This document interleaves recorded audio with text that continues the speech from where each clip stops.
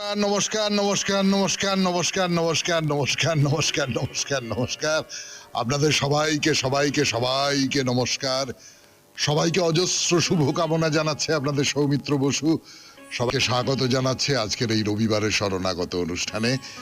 সবাইকে শুভ সকাল জানাচ্ছে। শুভ হোক, এর চেয়ে বেশি আর আমরা কি চাইতে পারি বলুন? চারপাশের পৃথিবীর শুভ হোক, আমাদের সবাইকার শুভ হোক, এই তো চাইবার আছে। সকালবেলা ভোরবেলা, ভোর 5টার সময় তো বেনি মাধব শীলের পঞ্জিকা অনুযায়ী আজকের দিনটার কথা বলি। আজকে 15ই আষাঢ় 1431, ইংরেজির 30শে জুন 2024, রবিবার, নবমী। সূর্যোদয়ের সময় ভোর 4:58, সূর্যাস্তের সময় সন্ধে 6:24। নক্ষত্র রেবতী, জন্মে মীন রাশি, বিপ্রবর্ণ দেবগণ। দিনের বেলা 9:03 গতে মেষ রাশি, ক্ষত্রিয় বর্ণ, মতান্তরে বৈশ্য বর্ণ। আমাদের হোয়াটসঅ্যাপে চিঠি পাঠাবার নাম্বার আপনারা সকলেই জানেন, তবু প্রথা হিসেবেই প্রায় বলি, এবং প্রতিদিনই তো 1জন 2জন 5জন 10জন করে নতুন মানুষ এই শরণাগত শ্রোতা হচ্ছেন, তাদের জন্যও বটে। 9831922927 চিঠির গোড়ায় অতি অবশ্যই SG লিখতে হবে। আর যে কোনো বিষয় নিয়ে চিঠি লিখতে পারেন যার সঙ্গে কোনো না কোনো ভাবে আপনার মনে হচ্ছে শরণাগতের একটা মেজাজের সম্পর্ক আছে, ব্যাস, আর কিছু না। তো এবারে আজকের অনুষ্ঠান সূচি আমার বলার কথা। আজকের অনুষ্ঠান সূচি তো আপনারা যারা নিয়মিত শোনেন তারা সকলেই জানেন। রবিবারটা আমাদের শ্রী চৈতন্য মহাপ্রভুর জন্য। তার জীবন কথা আমরা অল্প অল্প অল্প অল্প করে বলে চলেছি, দীর্ঘদিন ধরে বলছি, আপনাদের ভালো লাগছে। তো সেই মহাপ্রভুর জীবন কথাই আপনাদের শোনাবো। নীলাচলে মহাপ্রভু আছেন, দীর্ঘদিন ধরে আছেন। এবারে তার মনে হচ্ছে আমি বৃন্দাবনে যাই, বৃন্দাবনেই আমার আসল জায়গা, সেইখানে আমি যাই, নীলাচল থেকে সেইখানে চলে যেতে যাই। অর্থাৎ জগন্নাথের ধাম থেকে একেবারে সরাসরি শ্রীকৃষ্ণের যে ধাম, শ্রীকৃষ্ণের যে বাল্যলীলার স্থান, সেইখানে চলে যাই। তো সেটা তো নীলাচলে যারা আছেন তাদের কারোর পছন্দ নয়। প্রতাপরুদ্রদেব রাজা, তার তো একেবারেই ভালো লাগছে না যে মহাপ্রভু নীলাচল ছেড়ে চলে যাবেন, এই কি করে সম্ভব। নানান ভাবে তিনি আটকাবার চেষ্টা করছেন, নানান রকম কৌশল করছেন। বড্ড গরম, বড্ড শীত, এখন গেলে কষ্ট হবে, এখন গেলে কষ্ট হবে, এইসব করে আটকাবার চেষ্টা করছেন আর কি। এরকম করতে করতে 5 বছর কেটে গেছে। নীলাচলে মহাপ্রভু 5 বছর ধরে আছেন। তারপরের কথা শোনাবো আপনাদের আজকে এই রবিবারের শরণাগতে। 92.7 বিগ FM এ আমি আপনাদের সৌমিত্র বসু। একটু গান শুনি, তারপর মহাপ্রভুর কথা। 5 বছর কেটে গেছে মহাপ্রভুর এই নীলাচলে। ফিরে আসছি গানের পর। 2.7 বিগ FM এ শরণাগত অনুষ্ঠানে যা বলছিলাম আপনাদের, মহাপ্রভুর 5 বছর হয়ে গেছে নীলাচলে। 1 2 3 4 করতে করতে করতে করতে দেখুন হুশ করে 5টা বছর পার হয়ে গেছে। খুব আনন্দে আছেন মহাপ্রভু। প্রথমে তো বেশ কিছুদিন বাংলার ভক্তরা তার সঙ্গে ছিলেন, তারপরে মহাপ্রভু এখানে রয়েছেন এবং তার নিত্যদিনের যে কাজকর্ম, তার যা কৃত্য, সেই সমস্ত কথা আপনাদের শুনিয়েছি। জগন্নাথময়, প্রভু কৃষ্ণময় তার যে দিন ও যাপন, তার কথা বলেছি আপনাদের। এটা হচ্ছে 1514 খ্রিস্টাব্দ। এইবারে বাংলার যারা তার ভক্ত মানুষ, তারা ঠিক করলে যে এই যে 5 বছর পূর্ণ হচ্ছে মহাপ্রভুর নীলাচলে, এইটা নিয়ে একটা উৎসব করা দরকার, বা 5 বছর পরে আমরা আবার সবাই মিলে নীলাচলে যাব, মহাপ্রভুকে দর্শন করব। তো অদ্বৈত আচার্যের বাড়িতে মিটিং হলো। অদ্বৈত আচার্যর বাড়িতে সবাই মিলে জড়ো হয়েছেন, হয়ে আচার্যদেবকে বললেন যে আচার্যদেব, আমরা এইরকম একটা ভেবেছি, আপনি কি বলেন? তো আচার্যদেব বললেন, খুব ভালো, খুব ভালো, এর চেয়ে ভালো আর কিছু হতেই পারে না, খুব ভালো। তো যেরকম হয়, একজন একটা কিছু তৈরি করেন, এইবার সেইটার তো কতগুলো টুকরো টুকরো ভাগ তৈরি হয়ে যায়। সেই রকম নদিয়া অঞ্চলে যারা বৈষ্ণব ভাবাপন্ন মানুষ, তাদের মধ্যে নানান গোষ্ঠী তৈরি হয়েছে। নবদ্বীপে ব্রাহ্মণ গোষ্ঠী, কুলিন গ্রামে কায়স্থ গোষ্ঠী, শ্রীখণ্ডে বৈদ্য গোষ্ঠী, সবাই সবাই একসঙ্গে মিলিত হয়ে মানে শান্তিপুর, কুলিয়া, কুমারহাটি, কাঞ্চনপল্লী, পানিহাটি সব অঞ্চলের ভক্তদের নিয়ে আবার নতুন করে মহাপ্রভুর সঙ্গে মিলিত হব। সবাই মিলে যাব। তাদের মধ্যে অদ্বৈত আচার্য যাবেন, চন্দ্রশেখর, বিদ্যানিধি, শ্রীবাস, বাসুদেব, মুরারি, এসব সব সব ভক্তরা মিলে যাবেন। তো সব পরিকল্পনা করা হচ্ছে যে পানিহাটির রাঘব পণ্ডিত তিনি ঝালি সাজিয়ে নিয়ে যাবেন, কলির গ্রামের ভক্তরা সব পট্টডোরি নিয়ে যাবেন, শিবানন্দ সেনের উপর সমস্ত দায়িত্ব, তিনি মহাপ্রভুর কাছে সবাইকে নিয়ে যাবেন। তো এইরকম যা যা যা যা সব করতে হবে, পুরো রাস্তায় অনেকগুলো জায়গায় কর দিতে হবে, ট্যাক্স দিতে হবে, নদী পার হবার জন্যে তো টাকা পয়সা লাগবে, নানান জায়গায় তো একেবারে হুশ করে তো আর নীলাচলে একদিনে যাওয়া যাবে না, হাঁটতে হাঁটতে হাঁটতে হাঁটতে যাবেন, নানান জায়গায় থাকতে হবে রাত্রির বেলা, তার বন্দোবস্ত করা, এই সব করা হচ্ছে। আবার শ্রীখণ্ডে নরহরির নেতৃত্বের সব ভক্তরা যাচ্ছেন। আর মহিলারা বলেছেন যে কেন আমরা যাব না, কেন আমরাও যাব। মহাপ্রভুর মহিলা ভক্ত যারা, তারাও সকলে বলছেন যে আমরা যাব। 92.7 বিগ FM এ রবিবারের শরণাগত অনুষ্ঠানে বাংলার ভক্তরা যাবেন নীলাচলে মহাপ্রভুকে দর্শন করতে। ফিরে আসছি গানের পর। চলে মহাপ্রভুকে দেখতে অদ্বৈত, তার গৃহিণী সীতা দেবী তিনি আছেন, শ্রীবাসের পত্নী মালিনী তিনি আছেন, চন্দ্রশেখরের স্ত্রী আছেন, মহাপ্রভুর মাসি আছেন, সবাই মিলে যাচ্ছেন।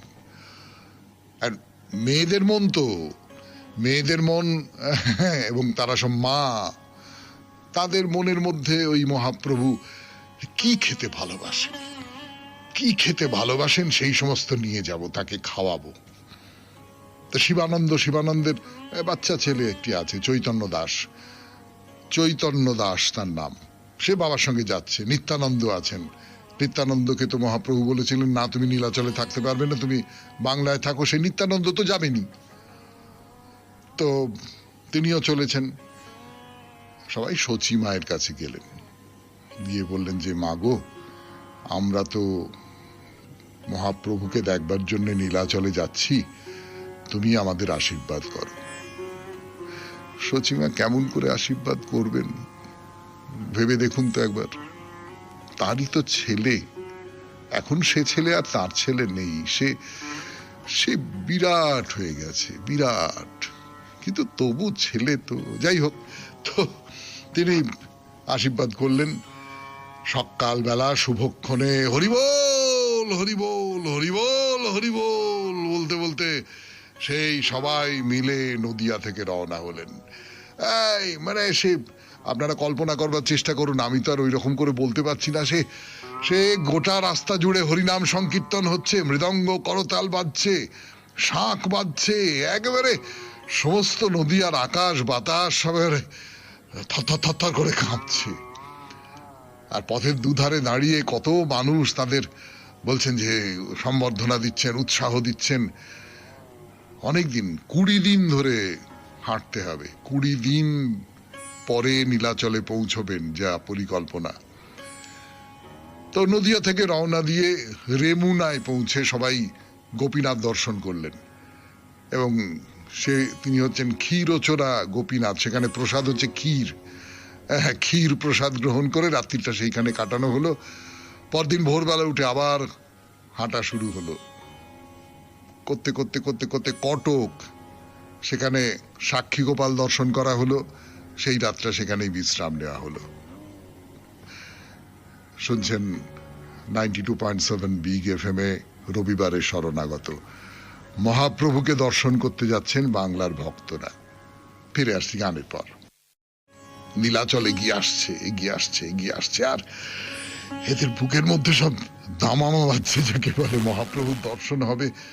হ্যাঁ, তখন রাত থাকতেই হাঁটা শুরু হয়ে যাচ্ছে। নীলাচলের একেবারে যাকে প্রবেশদ্বার বলি, 18 নালা, সেইখানে সবাই এসে, আচ্ছা এইখানে একটা বিরতি। এর মহাপ্রভু তো খবর পেয়েছেন যে নীলাচলে সব ভক্তরা আসছে এবং তাদের মধ্যে অদ্বৈত আচার্য আছেন, নিত্যানন্দ আছেন। তো তিনি গোবিন্দকে দিয়ে, গোবিন্দ তার সঙ্গে আছেন আপনারা জানেন, গোবিন্দকে দিয়ে দুটো মালা পাঠিয়ে দিয়েছেন, গিয়ে অদ্বৈত আচার্য আর নিত্যানন্দকে গলায় পরিয়ে দাও, পরিয়ে দিয়ে স্বাগত জানাও। তাদের মালা পরিয়ে দেওয়া হলো। তার মানে মহাপ্রভু প্রস্তুত হয়ে আছেন আমাদের জন্য। আমরাই শুধু তার কাছে যাচ্ছি না, তিনিও উন্মুখ হয়ে আছেন আমাদের পাবার জন্য। সেই জন্য এই মালা দুটো পাঠিয়েছেন, তাই তো? তো আরে নৃত্য কীর্তন করতে করতে করতে করতে মন্দিরের পথে যাচ্ছেন। মন্দিরের কাছে নরেন্দ্র সরোবর, তার কথাও বলেছি আপনাদের, আপনাদের চেনা জায়গা সব। সবাই একবারে প্রবল উচ্ছ্বাস উদ্দীপনা, আর তাদের চারপাশে তো নীলাচলের মানুষজন জড়ো হয়ে গেছেন। তারাও সে হই হই করে তাদের ঘিরে ধরেছেন। তাদের এই করতে করতে মানে এইটুকু যেতে 4 ঘন্টা পার হয়ে গেল। সেদিন আবার সরোবরে চন্দন যাত্রা। মহাপ্রভু তাদের বরণ করে নেওয়ার জন্য স্বরূপ আর আরো ভক্ত যারা ছিলেন তাদের জন্যও মালা পাঠিয়ে দিয়েছেন। তো মহাপ্রভু তার বাসায় আছেন, ভক্তরা সবাই এই নাচ গান বাজনা বাজাতে বাজাতে মন্দিরের সিংহদ্বারের দিকে এগিয়ে চলেছেন। দূর থেকে ওই তো মহাপ্রভু, মহাপ্রভু বাসা থেকে বেরিয়ে মন্দিরের পথ ধরে এগিয়ে আসছেন। কতদিন পরে মহাপ্রভু, কতদিন পরে, কি মধুর দৃশ্য। অদ্বৈত আচার্য, শ্রীবাস, চন্দ্রশেখর, গঙ্গাদাস পণ্ডিত, বক্রেশ্বর, প্রদ্যুম্ন ব্রহ্মচারী, বাসুদেব দত্ত, মুকুন্দ দত্ত, শিবানন্দ সেন, শ্রীমান পণ্ডিত, নন্দ আচার্য, এই একেবারে অসংখ্য অসংখ্য ভক্ত উদ্গ্রীব হয়ে তাকে দেখছেন। তাদের চোখ দিয়ে জল পড়ছে, জয়ধ্বনি করছেন, জয়ধ্বনি করছেন। নীলাচলে এসে পৌঁছলেন ভক্তরা, মহাপ্রভুর সাক্ষাৎ পেলেন। 92.7 বিগ FM এ শরণাগত অনুষ্ঠান, রবিবারের শরণাগত। ফিরে আসছি গানের পর। FM এ শরণাগত অনুষ্ঠানে সবাই মহাপ্রভুকে দেখতে পেয়েছেন। মহাপ্রভু দূর থেকে ছুটে আসছেন তাদের দিকে, তারাও ছুটতে আরম্ভ করলেন। কতদিন পরে দেখছেন মহাপ্রভু তাদের আলিঙ্গন দেবার জন্য 2 হাত প্রসারিত করে দ্রুত তাদের সামনে এগিয়ে আসছেন। কি রূপ গো, কি রূপ! বিশাল শরীর, গলায় ফুলের মালা, মণ্ডিত মস্তক, উন্নত ললাটে চন্দনের তিলক আঁকা। সবাই তার দিকে তাকিয়ে রয়েছেন। তার শরীর যেন একটু রোগা হয়েছেন, কিন্তু অন্য রকমের একটা প্রভা তার শরীর থেকে যেন বেরিয়ে আসছে। চোখে মায়াময় করুণার দৃষ্টি। শিবানন্দ সেন তার ছেলে কর্ণপুরকে বলছে, দেখ দেখ দেখ দেখ দেখ দেখ, ওই যে মনে হচ্ছে না যেন বিদ্যুৎ যেন ছুটে আসছে। হ্যাঁ, ওরে প্রণাম কর। অনেকে আবেগে এমন বিহ্বল হয়ে উঠেছেন যে কেউ তাকে প্রণাম করছেন, কেউ দুটো পা ধরে অঝরে কাঁদছেন, আবার কেউ পায়ের তলায় বসে তার মুখের দিকে তাকিয়ে বলছেন, প্রভু কৃপা করো, জন্ম যেন তোমার সঙ্গে থেকে তোমার চরণ দুটো দেখতে পাই, কৃপা করো আমাদের, কৃপা করো। প্রভু দেখি সবে হইলা আনন্দে বিহ্বল, প্রভুও নাচেন মাঝে পরম মঙ্গল। আর মহিলা ভক্ত যারা এসেছেন তাদের মধ্যে মাসি আছেন, তার সখীরা সীতা দেবী, মালিনী দেবী, এরা সব আছেন। তারা তো এর মধ্যেও মহাপ্রভুকে দেখেননি। মহাপ্রভু 5 বছর আগে নীলাচলে চলে এসেছেন। 5 বছরের অদর্শন, 5 বছর মহাপ্রভুকে দেখা হয়নি। দেখছেন এই 5 বছরে কত রোগা হয়ে গেছেন। মানে মেয়েরা যা করে আর কি, মানে দেখলেই বলে কত রোগা হয়ে গেছিস, এই শরীর কি খারাপ হয়ে গেছে, খাস না নাকি, এরকম সব। তো আমরা ছেলেরা অভ্যস্ত মেয়েদের এই স্নেহের জন্যে। তো মহাপ্রভুকে দেখে বলছেন যে খুব অনিয়ম, খুব অনাহার, রাত্রিবেলা ঘুম হয় না, তার দেহে স্পষ্ট হয়ে উঠছে, মুখ শুকিয়ে গেছে গো। হ্যাঁ, সবাই কাঁদছে। বৈষ্ণব গৃহিণী যত পতিব্রতাগণ, দূরে থাকি প্রভু দেখি করয় ক্রন্দন। মহাপ্রভু বললেন, চলো চলো প্রথমে আমরা জগন্নাথের মন্দিরে যাই, বিগ্রহ দর্শন করি। চলো চলো চলো। অনেক দিন ধরে আপনাদের বলেছি যে 20 দিন ধরে যাত্রা করেছেন এরা, হাঁটতে হাঁটতে হাঁটতে হাঁটতে এসেছেন। শেষের দিকে তো আর ভোরবেলা না, রাত থাকতে বেরিয়ে পড়তেন, বেরিয়ে পড়ে চলে আসতেন এখানে। হ্যাঁ, সবাইকার মলিন বসন, খালি পা, আর শরীর বইছে না, শরীর বইছে না। যাকে দেখবার জন্য এতটা পথ অতিক্রম করে আসা, তাকে দেখতে পেয়েছি, দর্শন পেয়েছি। এইবারে আস্তে আস্তে আস্তে আস্তে তারা একটা একটা করে সিঁড়ি পার হয়ে দেউলের ভেতরে প্রবেশ করলেন। মহাপ্রভু তাদের নিয়ে এলেন নাট মন্দিরে। আপনারা সকলে জগন্নাথের মন্দির গেছেন, গরুর স্তম্ভের পাশে গিয়ে ওই দেখো বিগ্রহ দর্শন করো, প্রণাম করো। সামনে গর্ভগৃহে ঘিয়ের প্রদীপ জ্বলছে। জগন্নাথ, সুভদ্রা, বলরাম চোখের সামনে। সবাই আনন্দে একেবারে উদ্বেল হয়ে উঠেছেন, আবেগে আবেশে। এই তীর্থ দেবতা, এই জগন্নাথ দেবের বিগ্রহ দেখে তাদের তাদের শ্রীকৃষ্ণের রূপ তাদের মনের মধ্যে জেগে উঠছে। ভক্তরা কেউ কেউ চোখের জল ফেলছেন, কেউ আনন্দে অধীর হয়ে উঠে বলছেন জয় জগন্নাথ, জয় জগন্নাথ। কেউ আবার দুহাত তুলে স্তব পাঠ করছেন, কেউ হরি বল হরি বল হরি বল হরি বল হরি বল হরি বল হরি বল। আর তাদের পাশে দাঁড়িয়ে রয়েছেন ভগবান শ্রীকৃষ্ণ চৈতন্য দেব, আর সামনে পুরুষোত্তম জগন্নাথ দেব। ওইদিকে অচল জগন্নাথ, এইদিকে সচল জগন্নাথ। কি অদ্ভুত লীলা। শুনছেন রবিবারের শরণাগত 92.7 বিগ FM এ। আমি আছি আপনাদের সঙ্গে, আপনাদের সৌমিত্র বসু। ফিরে আসছি গানের পর। ওদিকে জগন্নাথ, একজন সচল জগন্নাথ আর একজন নিশ্চল জগন্নাথ। তাদের সামনে ভক্তরা, তারা সবাই মিলে চৈতন্যদেবকে ঘিরে নাম গান করতে লাগলেন। তো কাশী মিশ্র জগন্নাথ দেবের প্রসাদী ফুলের মালা সবাইকার হাতে জড়িয়ে দিলেন। বেশ কিছুক্ষণ ধরে দাঁড়িয়ে থেকে বাংলার সেই ভক্তরা জগন্নাথ দেবকে দর্শন করলেন। তারপর মহাপ্রভু বললেন চলো চলো চলো, এইবার বাসায় চলো চলো। তো কাশী মিশ্র, বাণীনাথ এরা যারা ছিলেন তারা আগে থেকেই তাদের আহারের ব্যবস্থা করে রেখেছেন। মহাপ্রভু বললেন দাঁড়াও দাঁড়াও, আমি আমি আমি নিজে তোমাদের পরিবেশন করব, নিজে পরিবেশন করব বলে নিজে পরিবেশন করে তাদের খাইয়ে এর আগের বছরে যেখানে যেখানে তারা ছিলেন তাদের বিশ্রাম নেবার জন্য সেইখানে পাঠিয়ে দিলেন। অদ্বৈত আচার্য সীতা দেবীকে নিয়ে ওই টোটা গোপীনাথে গদাধরের কাছে ছিলেন। তা মহাপ্রভু তো আগেই নিজের খবর দেবার জন্য, আর মা কিরকম আছেন না আছেন সে তো আপনাদের বলেছি, দামোদরকে নবদ্বীপে পাঠিয়েছিলেন। দামোদর ফিরে এসেছেন। মহাপ্রভু দামোদরকে নিয়ে একটা নির্জন স্থানে নিয়ে গেলেন। নিয়ে গিয়ে বললেন যে মায়ের কি খবর। মা কি বললেন? তো মা আর কি বলবেন, মা তো আর ছেলেকে দেখতে পান না। তিনি বললেন যে প্রভু বলে তুমি যে আছিলা তান সাথ, সত্য কহ আইর কি বিষ্ণু ভক্তি আছে, মায়ের মনের মধ্যে কি বিষ্ণু ভক্তি জেগেছে? তো দামোদর মানুষটা একটু কি বলবো, একটু টেরা গোছে, মানে টেরা শব্দটা বললাম মানে রূঢ়ভাষী আর কি, মানে সোজা সাপটা কথা বলে দিতে পারেন। সেই জন্য মহাপ্রভু সেই জন্যই তাকে পাঠিয়েছেন যে ঠিক ঠিক খবরটা পাওয়া যাবে, ইনিয়ে বিনিয়ে মাখন মাখিয়ে কথা বলবেন না। তো দামোদর মহাপ্রভুর কথা শুনে বললেন তুমি কি বলছো, তুমি মাকে সন্দেহ করছো? হ্যাঁ, তোমার যা যা মহিমার প্রকাশ হয়েছে সব শুধু মায়ের কৃপায়। বিষ্ণু ভক্তি যা তুমি অর্জন করেছো সব শুধু মায়ের জন্যে। তোমার সবকিছুর মধ্যে শুধু মায়ের শক্তি জড়িয়ে আছে।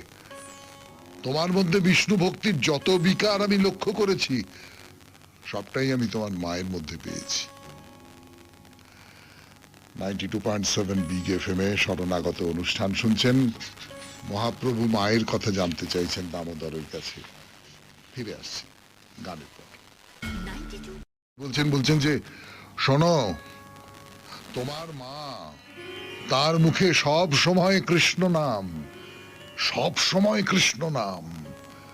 বিষ্ণু ভক্তি কাকে বলে সেটা তোমার মাকে দেখলে বুঝতে পারা যায়।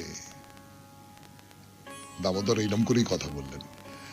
92.7 বিগ এফএম এ আপনারা শুনছেন মহাপ্রভুর কথা। তো চৈতন্যদেব খুব খুশি হলেন। মহাপ্রভু বললেন যে দামোদর, দামোদর, আমি তোমার কাছে নিজেকে বিক্রি করে দিয়েছি। আমার মনের সমস্ত বাসনা তুমি প্রকাশ করে দিয়েছ।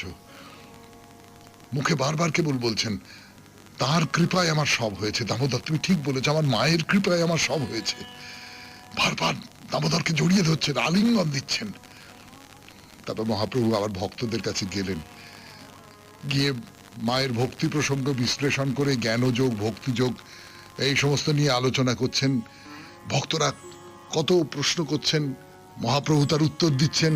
এটা বেশ আসর বসে গেছে, যেখানে সে আসরে কেবলমাত্র ঈশ্বরের কথা, কেবলমাত্র কৃষ্ণের কথা, কেবলমাত্র ভক্তির কথা। ভক্তি বিনা প্রভুর জিজ্ঞাসা নাহি আর, ভক্তির অসময় চৈতন্য অবতার। তো সামনেই তো রথযাত্রার দিন। ভারতের নানান জায়গা থেকে অগণিত তীর্থযাত্রী আসছেন নীলাচলে রথযাত্রা দেখবার জন্য। নীলাচল একবারে ভরে গেছে যাকে বলে। সাধু সন্ন্যাসী থেকে আরম্ভ করে ভক্ত, সাধারণ মানুষ, নীলাচল পরিপূর্ণ। এবারে কোথাও কোনো জায়গা নেই, থাকবার কোনো জায়গা নেই। তার উপর বাংলা থেকে ভক্ত যাত্রীরা এসেছেন। মহাপ্রভু তাদের নিয়ে নাম গান করছেন, কীর্তন করছেন, নৃত্য করছেন, একেবারে মাতোয়ারা হয়ে আছেন। তার হৃদয়ে গভীর প্রেম, একটা তিনি যখন কথা বলেন যেন অমৃত ঝরে পড়ে। যখন চোখে জল দেখি মনে হয় চোখ থেকে মুক্ত নেমে আসছে। ভাবের আবেশে নৃত্য গীত করেন, মনে হয় স্বর্গ মর্তে নেমে এসেছে। তো এই মহাপ্রভুর কথা, এই রথযাত্রায় মানুষজন এসেছেন, দূরে দূরান্তরে ছড়িয়ে পড়ছে। শ্রীক্ষেত্রের মানুষজনের আলোচনার বিষয় হয়ে উঠছে যে রাধার ভাব আস্বাদনে জন্ম হইল মর্তধামে। কৃষ্ণ, তার মনে হয়েছে যে আচ্ছা রাধার মনে কি কি ভাব জাগে আমাকে ভালোবেসে, আমি তো তা বুঝতে পারি না। সেই জন্য আমি রাধার মতন হয়ে জন্মাবো। শ্রী চৈতন্যদেব হচ্ছেন সেই কৃষ্ণ যিনি রাধা রূপে জন্মগ্রহণ করেছেন। তো দলে দলে মানুষ তার কাছে এসে সমবেত হচ্ছে। অদ্বৈত আচার্য এমন মুহূর্তের অপেক্ষাতেই ছিলেন।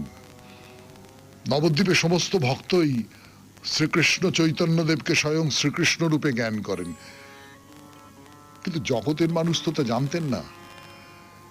অদ্বৈত আচার্য এই রথযাত্রা উপলক্ষে যে মানুষজন এসেছেন তাদের কাছে বলছেন চৈতন্যদেবের কথা।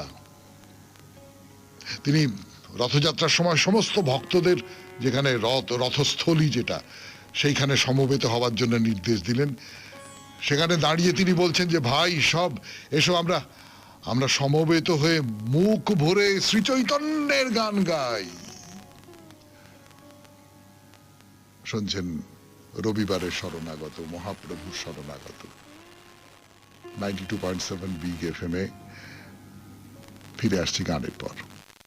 যে চলো আজকে আজকে আজকে অন্য কারুর কথা নয়, আজকে শুধু শ্রী চৈতন্যের গান গাইব আমরা।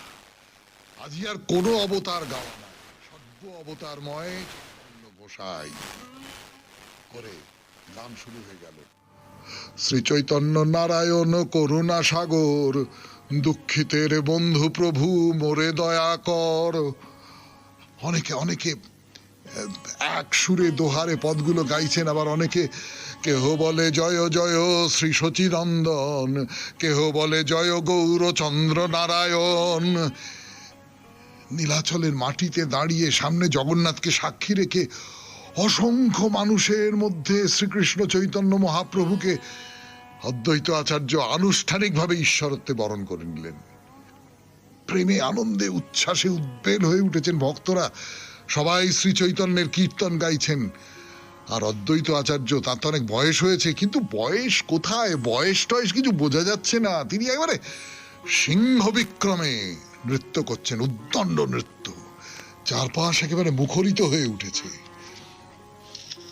তা মহাপ্রভু শুনতে পেয়েছেন তার বাসা থেকে যে বহু মানুষ উচ্চ ঈশ্বরে কীর্তন করছেন, তার নাম করছেন। তিনি দ্রুত ছুটে আসছেন সেইখানে সেই মানুষদের সঙ্গে মিলিত হওয়ার জন্য। কোথাও কোনো সংকোচের আভাস ভক্তদের মধ্যে বুঝলেন না, শুধু শুনতে পেলেন যে তারা অকুত ভয়ে শ্রী চৈতন্য বিজয় গান করে চলেছেন। মহাপ্রভু সেখানে খানিকক্ষণ অপেক্ষা করলেন, পরে কি হচ্ছে, কি হচ্ছে? আমার স্তুতি করে গান হচ্ছে, আমার বন্দনা গান। না না না না না না না না, এ তোমরা ঠিক করছো না, তোমরা একেবারেই ঠিক করছো না। ছি ছি ছি ছি ছি ছি। ফিরে এলেন বাসায়, ফিরে এসে শুয়ে রইলেন। এরা কি করলো? আমাকে ভগবান করে দিল এত মানুষের সামনে। না না না, আমি তো এ চাইনি চাইনি চাইনি। 92.7 বিগ এফএম এ শরণাগত অনুষ্ঠান শুনছেন। মহাপ্রভুর কথা, আরো কথা বলবো, ফিরে আসবো গানের পর। এটা খুব গুরুত্বপূর্ণ দিন, খুব গুরুত্বপূর্ণ সময়, মনে রাখার মতন সময়। তার কারণ এই মহাপ্রভুর ঈশ্বরত্বকে মহাপ্রভু নিজেও স্বীকার করে নিলেন এবং অন্য ভক্তরাও সব ঈশ্বর বলেই তাকে দেখতে লাগলেন। এবং এরপর থেকেই মহাপ্রভুর মূর্তি পুজোর প্রচলন হলো। তো যাই হোক, রথযাত্রা এসে গেছে। অন্যান্য বছর যা করেন মহাপ্রভু তাই করতে লাগলেন। গুন্ডিচা মন্দির মার্জনা করা হলো, রথের সামনে থেকে নৃত্য কীর্তন করলেন। তেমনি জলাশয়ের ধারে উদ্যানে বসে বিশ্রাম নিচ্ছেন। নিত্যানন্দের এক অনুরাগী ভক্ত কৃষ্ণদাস ঘটে জল ভরে নিয়ে এসে মহাপ্রভুর অভিষেক করলেন। তা মহাপ্রভু খুশি হয়েছেন, সবাই খুশি হয়েছে। রথযাত্রার সময় বলগণ্ডিতে জগন্নাথ বিগ্রহ আদির উদ্দেশ্যে ভোগ ও প্রসাদ নিবেদিত হয়েছে, তাদেরও দেওয়া হয়েছে। মহাপ্রভু ভক্তদের সঙ্গে বসে তা গ্রহণ করলেন। বাংলার ভক্তরা সকলেই চাতুর্মাস্যে নীলাচলে রয়েছেন। তারা সেই সময়ের যে সমস্ত উৎসব অনুষ্ঠান হয় এখানে, সেই সবে যোগ দিচ্ছেন, খুব আনন্দ করছেন। মহাপ্রভু এর আগে যেমন 4 মাস সমস্ত ভক্তদের ঘরে ঘরে প্রসাদ ভিক্ষা নিয়েছেন, তাই করবেন। কিন্তু এবারে তার জন্য একটা নিয়ম ঠিক করে দেওয়া হয়েছে। যে ভক্ত দিনে 1 লক্ষের বেশি নাম গ্রহণ করবেন, তার গৃহেই আমি প্রসাদ ভিক্ষা নিতে যাব। 1 লক্ষের বেশিবার নাম করতে হবে। তো চন্দ্রশেখরের স্ত্রী, শ্রীবাসের স্ত্রী, মহাপ্রভু যা যা খেতে ভালোবাসেন তাই রেঁধে একদিন করে খাওয়ালেন। তা অদ্বৈত আচার্যের খুব মনের ইচ্ছে, আমি আমার ঘরে মহাপ্রভুকে একদিন নেমন্তন্ন করে খাওয়াবো। তা মহাপ্রভুকে সে কথা বললেন যে আমার খুব ইচ্ছে, তুমি আজকে তুমি আমার বাসায় প্রসাদ গ্রহণ করো। আমার তো সম্বল কিছু নেই, আমার 1 মুঠো চাল আমি শুধু রাঁধবো, তুমি যদি গ্রহণ করো তাহলে আমার হাত ধন্য হয়ে যাবে। তা মহাপ্রভু আচার্যকে বললেন, এই কথা কি বলছো? তোমার অন্ন আমার জীবন, তুমি খাওয়াইলে হয় কৃষ্ণের ভোজন। এই অদ্বৈত আচার্যের গৃহে মহাপ্রভু আহার করতে যাবেন, সেবা করতে যাবেন। আজকে তাহলে এই পর্যন্তই থাক। 92.7 বিগ এফএম এ শরণাগত অনুষ্ঠানে শেষ হলো শ্রী চৈতন্যদেবের কথা, মহাপ্রভুর কথা। আমাদের হোয়াটসঅ্যাপে চিঠি পাঠাবার নাম্বার 9831922927। চিঠির গোড়ায় অতি অবশ্যই SG লিখতে হবে। সবাই খুব ভালো থাকবেন, আনন্দে থাকবেন। নমস্কার নমস্কার নমস্কার।